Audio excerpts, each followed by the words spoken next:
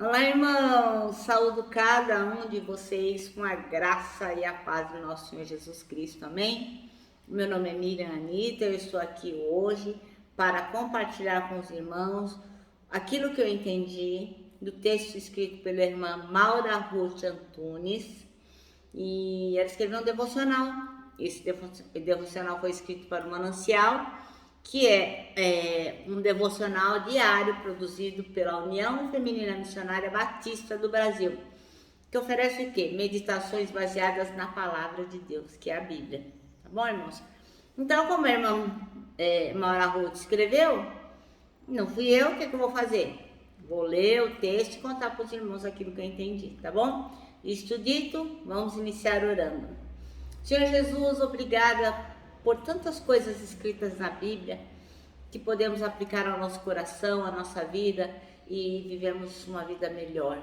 Oh Pai, que a gente possa aprender a cada dia de Ti e que possamos colocar em prática tudo que aprendemos. Em Teu nome que oramos. Amém.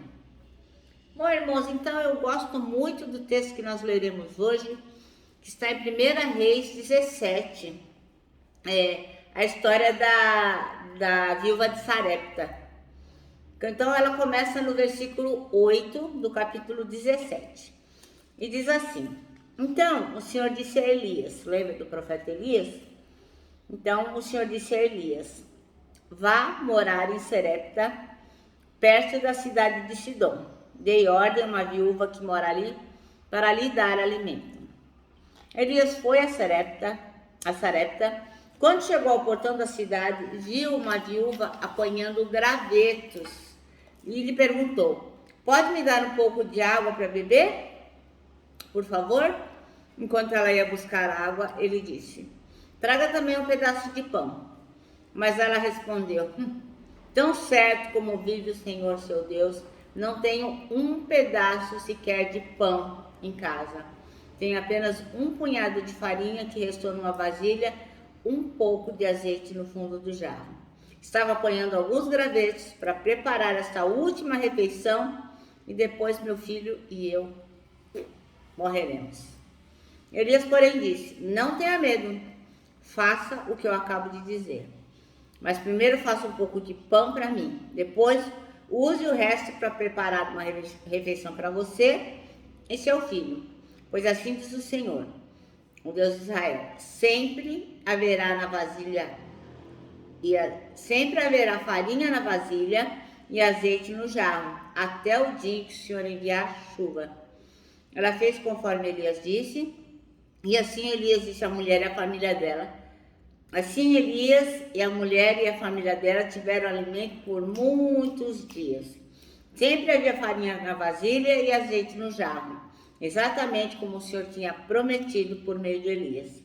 Algum tempo depois, o filho da mulher ficou doente, foi piorando e morreu. Disse ela a Elias: Homem de Deus, o que você me fez? Veio para lembrar-me de meus pecados e matar o meu filho? Elias, porém, respondeu: Dê-me seu filho. Tomou o corpo do menino nos braços dela, carregou-o para o andar de cima, onde estava hospedado, e o pôs na cama. Então Elias clamou ao Senhor: Ó Senhor meu Deus, por que me trouxeste desgraça para esta viúva, que me recebeu em seu lar e fizeste o filho dela morrer? Em seguida, Elias se deitou sobre o menino 3 vezes e clamou ao Senhor: Ó Senhor meu Deus, por favor, permite que a vida volte a este menino. O Senhor ouviu a oração de Elias e o menino voltou a viver. Elias o levou para baixo e entregou à mãe. Veja, seu filho está vivo, disse ele. Então a mulher disse a Elias: Agora tenho certeza de que você é um homem de Deus e de que o Senhor verdadeiramente fala por seu intermédio. Amém? Bom, irmãos, eu sempre que leio esse texto, eu fico imaginando como é que Elias ouviu a voz do Senhor, né? Para ir lá para Sarepta encontrar essa mulher. E como é que essa mulher entendeu que ela tinha que atender ao profeta, né? Coisas que o Senhor coloca no coração, mas que nós temos que estar, atentos para entender.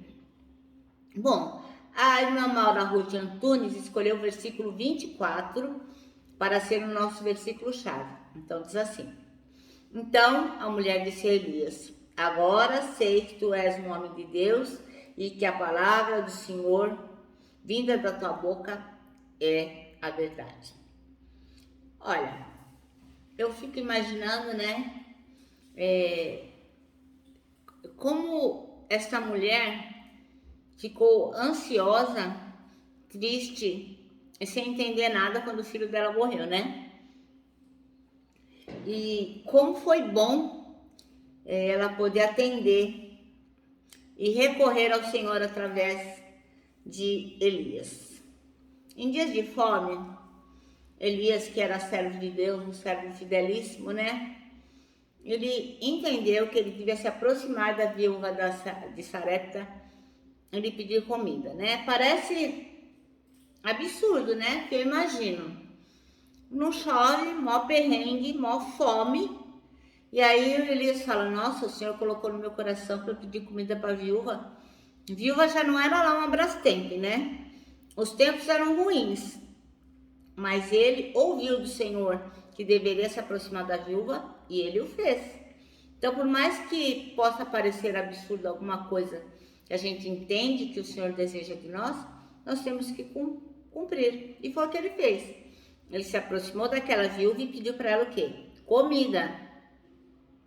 E o que aquela mulher estava fazendo? Ela estava lá, ó, bolando. Vou fazer esse último pão, essa última comida e depois, ó, morrer. Porque não tinha de onde tirar, não tinha aonde buscar mais comida. Então, a ideia dela era fazer aquela última refeição e morrer. Mas o que ela escolheu? Pela fé, ela teve discernimento e preferiu confiar em Deus. E o que ela resolveu, então? Dividir aquele pouco que ela tinha, quase nada, com o profeta. Que ela pensou, é um homem de Deus, se ele está pedindo, eu vou dividir pela fé, vou dividir meus últimos mantimentos, minha última refeição com este homem. Aí o que ela fez primeiro?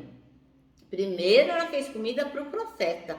Primeiro ela fez a comida para Elias. E só depois ela assou o pão para ela e para o filho dela. Bem, isso foi uma prova de fé, assim, cabal, incrível, maravilhosa, né? Porque o que a gente faz? A gente estabelece como prioridade as nossas necessidades. E nós temos que fazer o quê? Fazer como a viúva.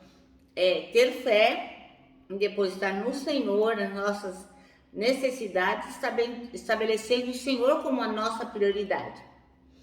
Então, o que o Senhor fez com a viúva? Ele exaltou, ele honrou aquela fé que ele teve e abriu as janelas do céu. E o que ele fez? O Senhor deu alimento para ela todos os dias. Nunca faltou comidinha no armário dela. Ela abria, sempre tinha lá, né? Como a gente, naquela época, era a farinha na vasilha e o azeite na botija, hoje seria o armário, né? Abre o armário e tá tudo lá.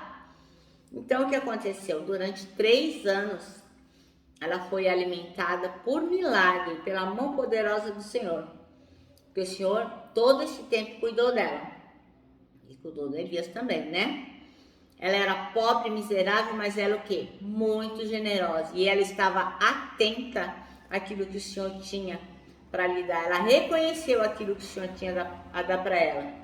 Ela cuidou de Elias e acreditou no poder de Deus para o quê? Para suprir suas necessidades e da sua família. Ela não tinha assim nada de material, mas ela tinha o quê? O fundamental, que era amar o próximo e dele cuidar. E a pergunta que não quer calar é: quem hoje a gente pode cuidar? Quem hoje a gente pode ajudar? Por quem hoje podemos fazer alguma coisa? Como que a gente pode ser útil para alguém? Porque dizer que é cristão e não favorecer o outro, não tem a mínima, não faz o mínimo nexo, né? Então nós temos que lembrar o que está em Salmo 37, versículo 16. Mais vale o pouco do justo que a abundância dos ímpios. A abundância de muitos ímpios. Então nós temos que abrir o nosso coração, a nossa mão, o nosso lar, nos colocarmos à disposição daquele irmão, daquela pessoa que está passando por necessidade. Nós temos que nos empenhar para consolar os aflitos, socorrer os necessitados, mesmo que a gente não tenha muito, né? Tem muitas formas de ajudar. Esta viúva não tinha quase nada e ela ajudou Elias. Que nós possamos, né, reconhecer aí o seu exemplo. É importante então, irmão, que você descubra como é bom ser generoso, né? E através disso receber as bênçãos de Deus, servindo a Deus dessa maneira, né?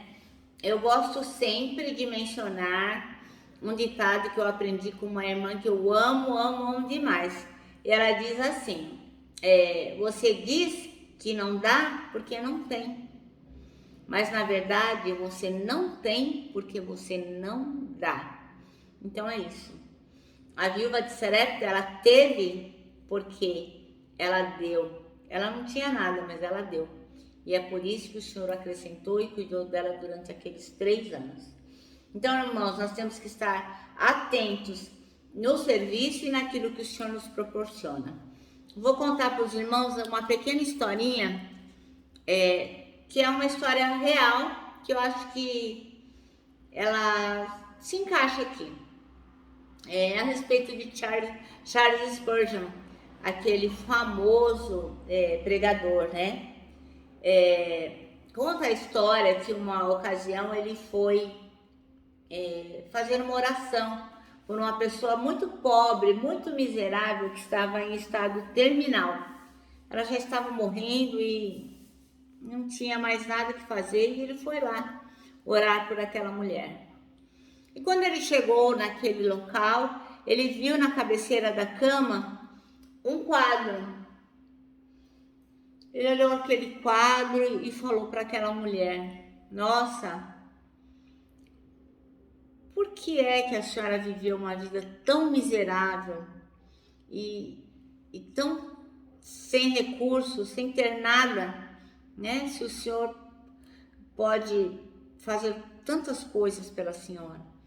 E ela disse: eu sou miserável, eu sou pobre, não tenho sequer o que comer, eu vivi uma vida assim, tão sem recursos, que foi o que Deus me proporcionou, né? Foi a que a vida me deu, foi isso. Aí Spurgeon disse que olhou para o quadro e falou assim: a senhora sabe o que está escrito neste quadro?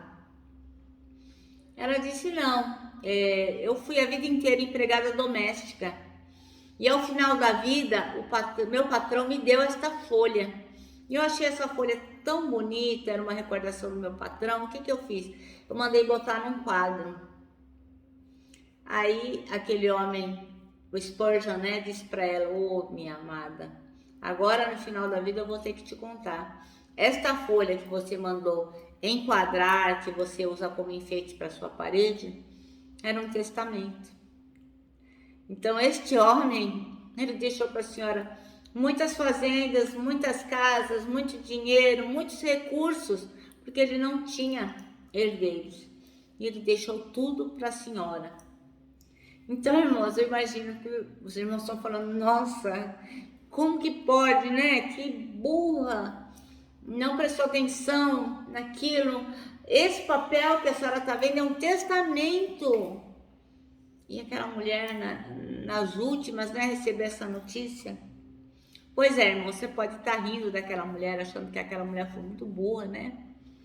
Mas aquela pessoa somos nós.